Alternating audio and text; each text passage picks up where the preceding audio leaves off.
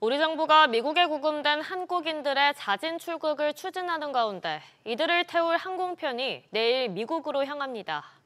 다만 추방이라는 미 당국자의 발언이 나와서 긴장감은 여전한데요. 오수영 기자. 네, 오수영입니다. 일단 석방 일정이 확정됐군요.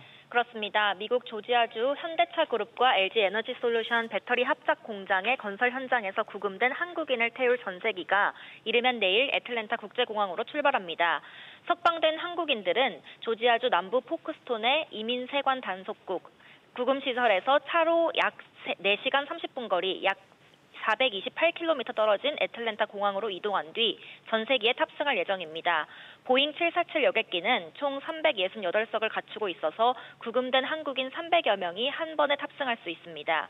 미국으로 향할 때는 빈 항공기가 움직이는 페리 비행을 하고 한국인들을 태워서 돌아올 땐 현지 시간으로 내일 늦은 오후 애틀랜타 공항에서 출발할 계획입니다. 그런데 자진 출국이냐 아니면 추방이냐를 두고 지금 논란이 계속되고 있죠. 그렇습니다. 미국 이민정책을 총괄하는 미국 국토안보부 크리스티 놈 장관이 추방이라는 표현을 썼는데요. 추방은 자진 출국과 달리 미국 재입국 제한 등 큰 불이익이 뒤따릅니다. 놈 장관은 현지 시간으로 어제 영국 런던에서 열린 회의에서 구금 한국인 관련 질문을 받자 미국 불법 체류자들은 그들이 구금되기 전에 집에 갈 기회가 있다는 걸 당장 오늘 알아야 할 필요가 있다면서 그들은 추방될 것이라고 답했습니다. 추방이라는 표현을 자진 출국이 아니라는 뜻으로 쓴 건지 자진 출국을 추방이라고 통칭한 것인지는 불분명합니다. 조기중 워싱턴 총영사는 현지 시간으로 어제 오전 구금시설에 있는 한국인들에 대한 면담을 완료했다면서 오후부터 자진 출국 등의 동의 관련 절차를 밟기 시작한다고 밝혔습니다. SBS 비즈 오수영입니다. 이런 가운데 우리나라와 미국이 무역협상의 후속 조치를 위한 실무 협의를 진행 중인 것으로 확인됐습니다. 우리가 약속한 대미 투자의 세부 내용 조율 등이 핵심인 것으로 알려졌는데요. 김한진 기자. 네, 김한진입니다. 실무 협상이 진행되고 있다고요? 네, 산업부 통상 분야 실무진들이 최근 워싱턴 DC를 비공개 방문했습니다. 미국 상무부, 무역대표부 등과 접촉 중인데요. 지난 7월 30일 타결된 한미 관세 협상의 문서화 작업을 위해 실무 영역에서 필요한 논의를 이어가고 있는 것으로 보입니다. 앞서 우리나라는 3,500억 달러에 달하는 대미 투자와 1,000억 달러 상당의 미국산 에너지 구매 등을 조건으로 미국의 상호 관세율을 25%에서 15%로 내리고 자동차 품목 관세도 25%에서 15%로 낮추기로 합의한 바 있습니다. 큰 틀에서 합의가 이루어졌지만 구체적인 투자 집행 방식은 정하지 못했고 관세 인하 약속도 아직 공식 발효가 되지 않은 상황입니다. 구체적으로 뭘 조율하는 건가요? 네, 우선 어떤 방식으로 투자를 집행하고 배분할지를 정할 것으로 보입니다. 우리는 조선 협력 계획인 마스가에 1,500억 달러, 또 반도체와 2차 전지, 원자력 등에 2,000억 달러를 투자하는 것으로 미국과 공감대를 이루었는데요. 직접 투자를 전체의 5% 정도로 제한하고 나머지는 대출과 보증으로 채우는 방식으로 접근하려는 반면 미국은 직접 투자 규모 확대를 요구하고 있는 것으로 알려졌습니다.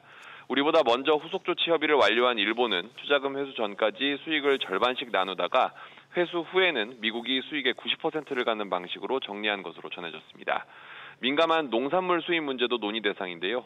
협상 타결 과정에서 약속한 과체류 수입 위생 관련 협력 강화에 따라 미국산 농산물 검역 진행이 빨라져 수입 일정이 당겨질 경우 사실상 농산물 추가 수입 개방 효과가 나타날 수 있습니다. SBS 비즈 김한진입니다. KT 가입자들을 대상으로 새벽 시간대에 소액 결제 피해가 집중적으로 발생한 지 수일이 지났지만 범행 수법은 여전히 오리무중입니다. 본인 인증 앱이나 카카오톡 계정까지 조작을 당한 정황이 나타나서 우려가 커지고 있는데요. 취재기자 연결해서 자세히 알아보겠습니다. 서주영 기자. 네, 서주연입니다. 경찰이 아직 뚜렷한 단서를 찾지 못한 상태죠?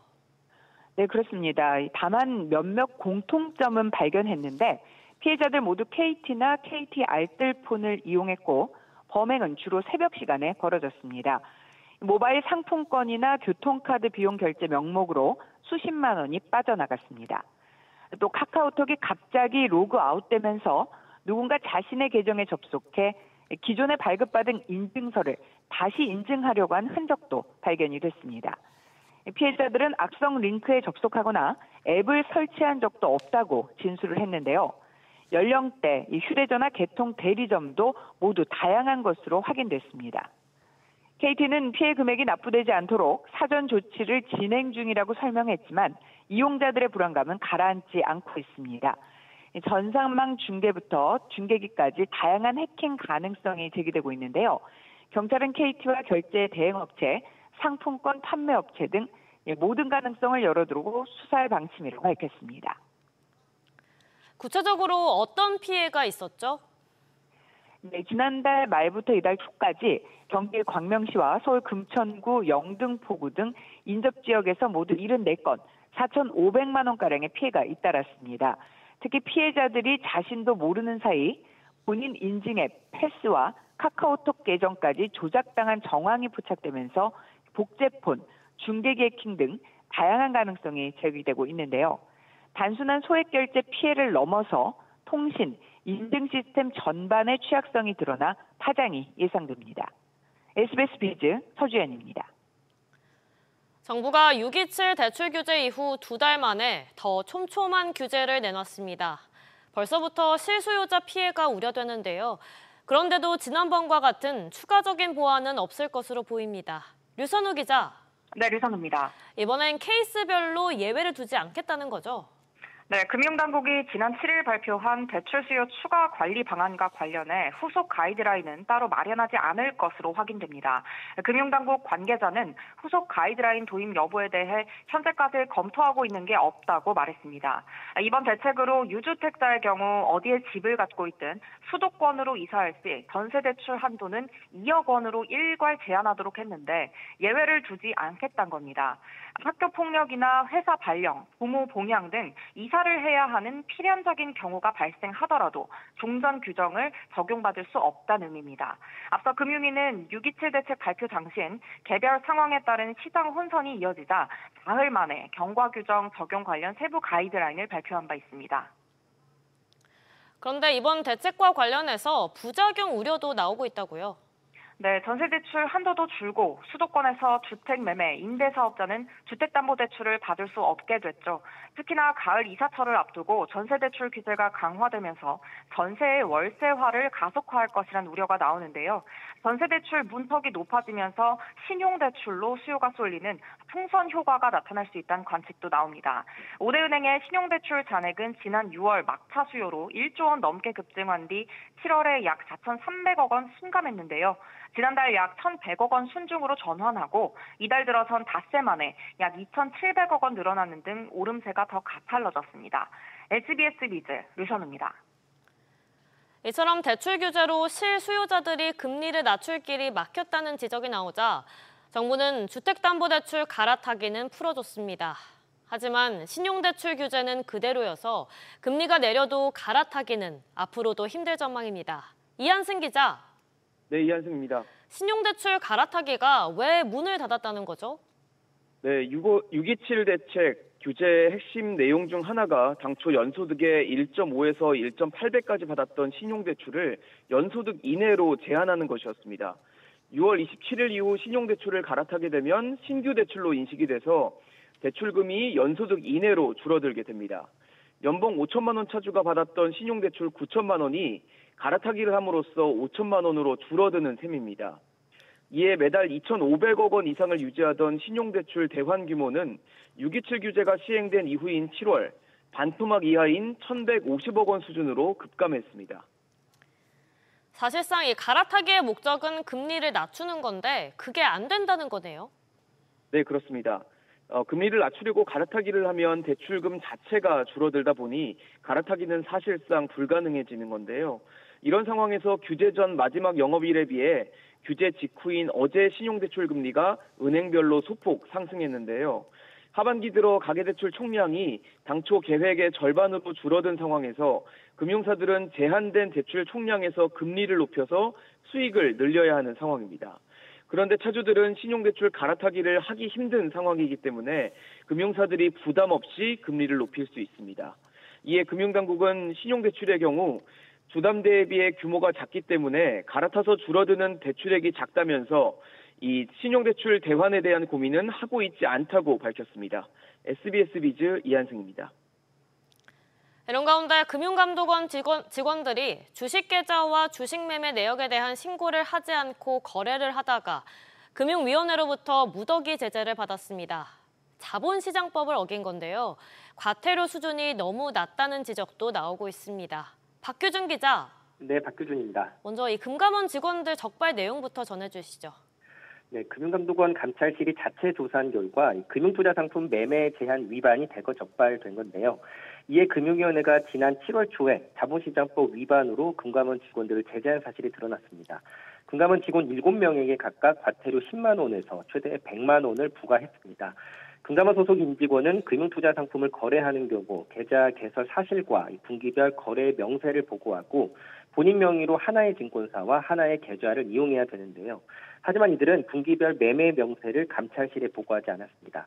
7명 중에 1명은 공모주를 청약받은 후 신고한 계좌로 이체하지 않고 다른 계좌를 이용해서 매매하고 신고하지 않은 게 이번에 적발됐습니다. 해마다 이런 일이 반복되고 있는데 금감원의 입장은 어떤가요?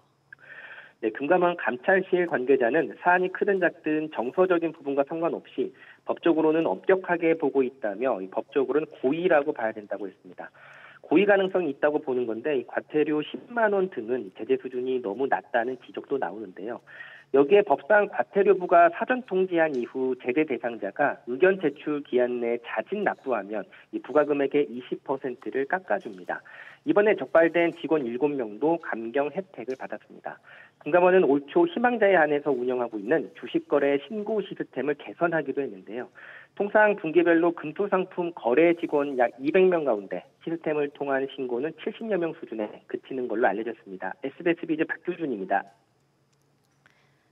K콘텐츠가 세계적인 인기를 끌면서 외국인 관광객이 급증하고 있지만 대중교통 이용이 불편한 점으로 꼽힙니다.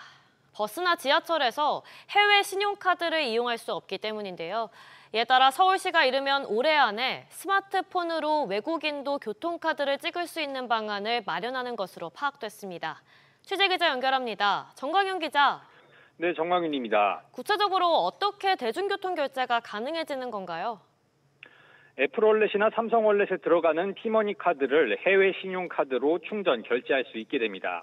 외국인 관광객들이 스마트폰을 버스나 지하철 단말기에 갖다 대기만 하면 국내 대중교통을 쉽게 이용할 수 있는 겁니다. 서울시는 이 같은 서비스를 이르면 연내 도입한다는 방침인데요. 서울시 관계자는 외국인 관광객의 서울 대중교통 이용 장벽을 낮추기 위한 조치라며 편의 증대 효과를 기대하고 있다고 밝혔습니다. 현재 해외에서 발급된 신용카드는 국내 교통카드 단말기에서 인식되지 않기 때문에 외국인들은 지하철 1회권 등 별도의 교통카드를 구매해야 하는 상황입니다. 그런데 시스템을 바꿔서 외국인도 카드로 바로 결제할 수 있게 하는 게 좋지 않을까요? 그러기엔 비용 부담이 걸림돌입니다. 서울 등 수도권의 경우 거리비례 요금제가 도입돼 있어 시스템을 바꾸려면 버스, 지하철 단말기를 다 바꿔야 한다는 게 서울시 측 설명입니다. 티머니는 이를 위해선 약 500억 원이 들 것으로 추산하고 있는데 그 정도 비용을 들이긴 어렵다는 겁니다. 다만 제주도는 지난달부터 국내 지자체 가운데 처음으로 관련 시스템을 교체해 해외 발급 비자 카드로 버스비 결제가 가능해졌습니다. SBS 비즈 정광윤입니다. 인천공항이 신라 면세점의 임대료를 25% 내려야 한다는 법원의 강제 조정안이 나왔습니다. 공항 면세점 임대료를 둘러싼 양측의 갈등에 법원이 조정안을 내놓은 건데요. 취재기자 연결해서 자세히 알아보겠습니다. 신채연 기자. 네, 신채연입니다. 우선 인천공항의 입장은 어떤가요? 네, 인천공항 측은 조정안을 받아들일 수 없다며 곧바로 이의 제기하겠다고 밝혔습니다. 인천공항 관계자는 배임 가능성 등을 이유로 임대료 인하는 불가능하다는 입장에 변함이 없다고 말했습니다. 앞서 신라와 신세계면세점은 장기 불황과 운영 적자를 이유로 인천공항에 임대료 40%를 내려달라고 요구했는데요. 30%에서 35%까지 조율안을 내놨음에도 공항 측이 수용 불가 입장을 고수하자 법원은 강제 조정을 결정했습니다. 신세계면세점이 제기한 임대료 인하 조정에 대해서는 아직 강제 조정안이 나오지 않은 상태입니다. 앞으로 면세점들의 남은 선택지는 뭔가요? 네, 면세점들은 기존대로 영업을 계속할지, 소송을 통해 임대료 인하를 계속 요구할지, 아니면 위약금을 내고 철수할지를 두고 대응 전략을 고민할 것으로 보입니다. 철수하면 면세점 한 곳당 1,900억 원 규모의 위약금이 발생해 부담이 큰데요. 매달 60억 원에서 80억 원 적자를 감수하면서 장기간 소송을 이어가는 것도 피해가 누적되는 상황입니다. SBS 비즈 시채원입니다. 구글과 애플 등 미국 빅테크 기업들이 우리나라의 고정밀 지도 반출을 요구하고 있습니다. 정부는 국가 안보를 이유로 허용하지 않고 있는데요. 구글이 오늘 기자간담회를 열고 정부가 내건 조건에 전향적인 태도를 보였습니다. 김한나 기자. 네, 김한나입니다. 구글이 우리 정부의 요구를 전격 수용하겠다는 입장이죠? 네, 구글은 위성 이미지의 보안 시설을 가림 처리하겠다고 밝혔습니다. 구글은 한국 영역의 좌표 정보를 지도 이용자들에게 보이지 않도록 조치하라는 정부의 요구도 받아들이겠다고 강조했습니다. 아울러 구글은 필요시 정부 승인하에 국내 파트너사인 팀앤 모빌리티 등으로부터 가림 처리된 위성 이미지를 활용하는 방안을 검토하겠다고 덧붙였습니다.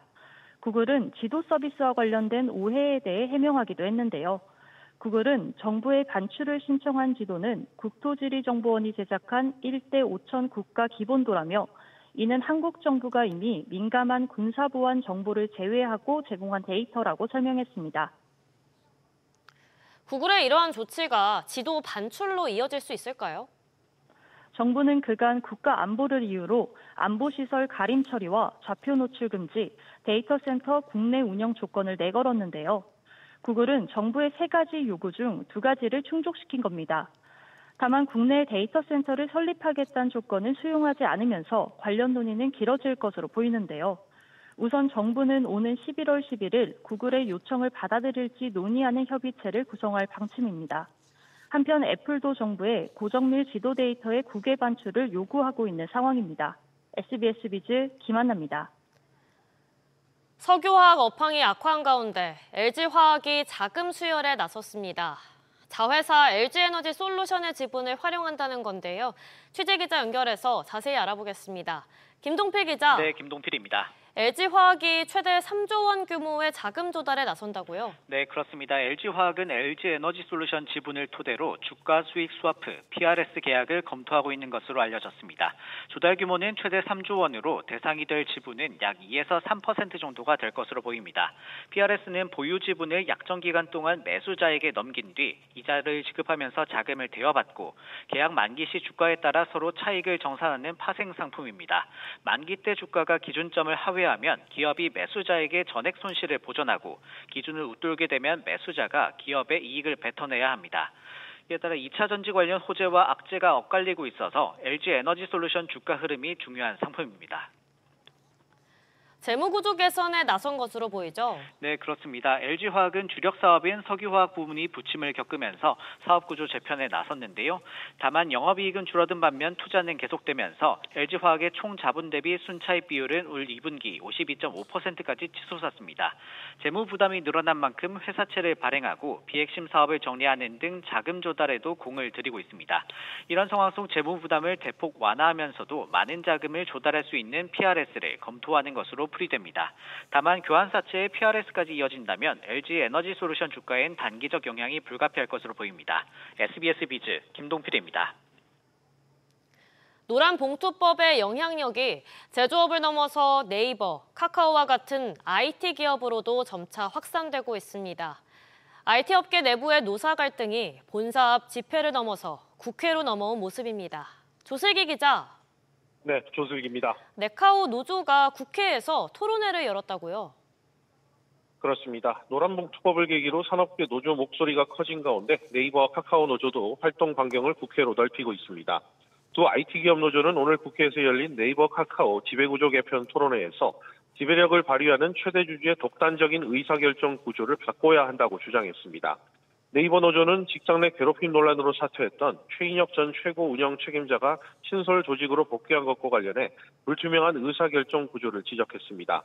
그러면서 창업자 이혜진 이사회 의장의 친정체제 강화가 오히려 직원들의 사기를 저하시키고 회사에 대한 신뢰를 잃게 만들고 있다고 목소리를 높였습니다. 또 카카오 노조는 최근 몇 년간 공격적인 인수합병과 분사 전략을 이어왔지만 사업적 성과보다는 조직 내 불안과 시장 불신을 키워왔다고 비판했습니다. 특히 카카오 엔터테인먼트와 엔터프라이즈 등 계열사 인수합병과 분사 과정이 짧은 기간에 번복되거나 불안정하게 운영돼 고용 불안이 가중됐다는 설명입니다. 이런 가운데 노란봉투법 관련한 이슈도 여전히 남아있는 상태죠. 맞습니다. 네이버는 최근 손자회사 임금 단체교섭 협약 결렬했다는 모회사의 책임 요구를, 카카오는 자회사 직원 고용 안정 요구를 노조 측으로부터 각각 받고 있습니다. 네이버와 카카오가 자회사와의 교섭에 직접 나서고 자회사 직원들의 고용 안정을 해결하라는 내용입니다. 네이버와 카카오는 노조의 이러한 압박에도 신중한 입장을 여전히 유지하고 있습니다. 그러면서도 노란봉투법 시행으로 원청의 교섭 의무가 확대되면 IT기업 특유의 인력 운용이 차질을 빚을 수 있어 우려를 표하고 있습니다. SBS 비즈 조슬기입니다. 세계 최대 의결권 자문사 ISS가 HD현대건설기계와 HD현대인프라코어의 합병 찬성을 권고했습니다. ISS는 기관 투자자 대상 자문 보고서에서 중복사업 부문을 줄이고 운영을 효율화해서 시너지를 창출할 수 있다면서 근본적인 경쟁력 강화와 전략적 사업 확장, 신규 사업 기회 등이 기대된다고 평가했습니다. 두 회사는 오는 16일 임시주주총회에서 합병 안건이 통과되면 내년 1월 HD현대건설기계로 새롭게 출범할 계획입니다. SH수협은행이 약 200억 원대 중반을 들여서 트리니티 자산운용 인수에 나섭니다. SH수협은행은 오는 12일 이사회를 열고 트리니티 자산운용을 인수하기 위한 안건을 의결할 계획입니다. 트리니티 자산운용도 15일 같은 내용의 이사회가 예정돼 있는데 SH수협은행은 지주사 출범을 위해 자산운용 등 비은행 계열사 인수합병을 추진해왔습니다. 미국 헤지펀드들이 산업주를 다음 공매도 타깃으로 삼았다는 분석이 나왔습니다. 골드만삭스에 따르면 지난 4일까지 일주일간 뉴욕 증시에선 산업업종 공매도 거래가 매수 거래보다 2.5배 많은 것으로 나타났습니다. 실물 경제 전망에 따라 등락이 큰 산업주의 공매도가 몰리는 것을 두고 헤지펀드들이 고용 악화에 따른 베팅 규모를 확대한 것이란 해석이 나오고 있습니다.